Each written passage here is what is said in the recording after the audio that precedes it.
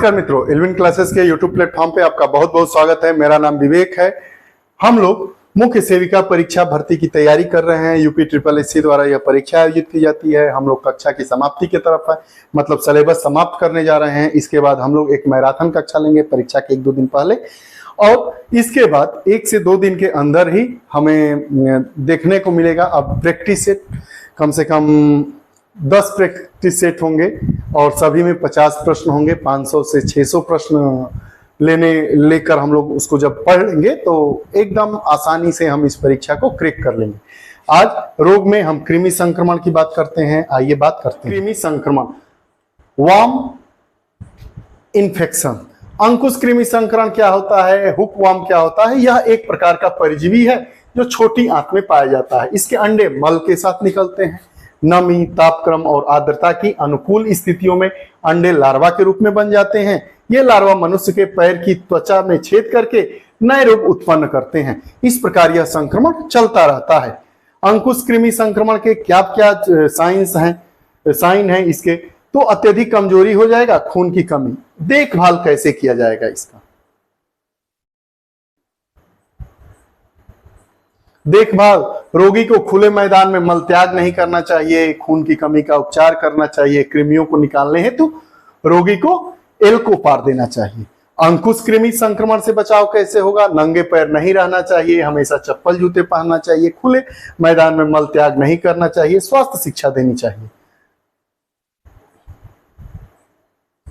नियंत्रण कैसे होगा अंकुश कृमि पे? खून की कमी के रोगी का मल परीक्षण करना चाहिए। संक्रमित व्यक्तियों का उपचार करना चाहिए। एल्कोपार की 5 ग्राम की खुराक देनी चाहिए।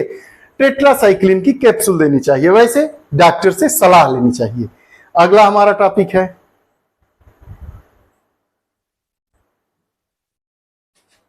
गोल कृमि संक्रमण, राउंड वर्म इन्फेस्टेशन।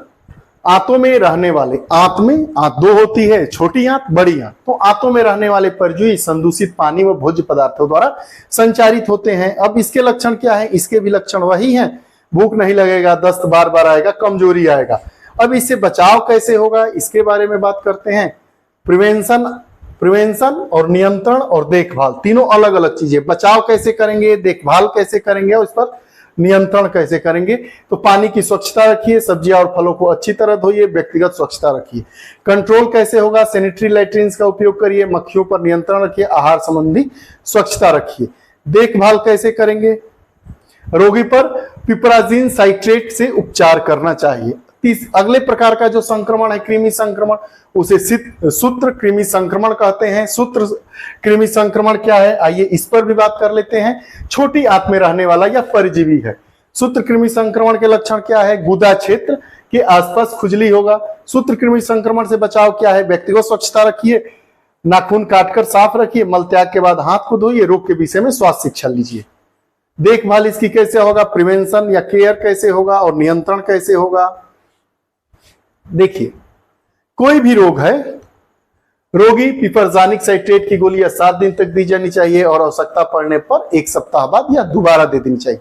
किसी भी रोग से बचने का एक उपाय है कि आपके पास रोग कम होंगे, आप स्वच्छ रहिए, खान पान पर ध्यान दीजिए, आपके पास रोग जल्दी नहीं आएंगे क्योंकि आपका इम्यूनो सिस्टम बढ़िया से काम करेगा।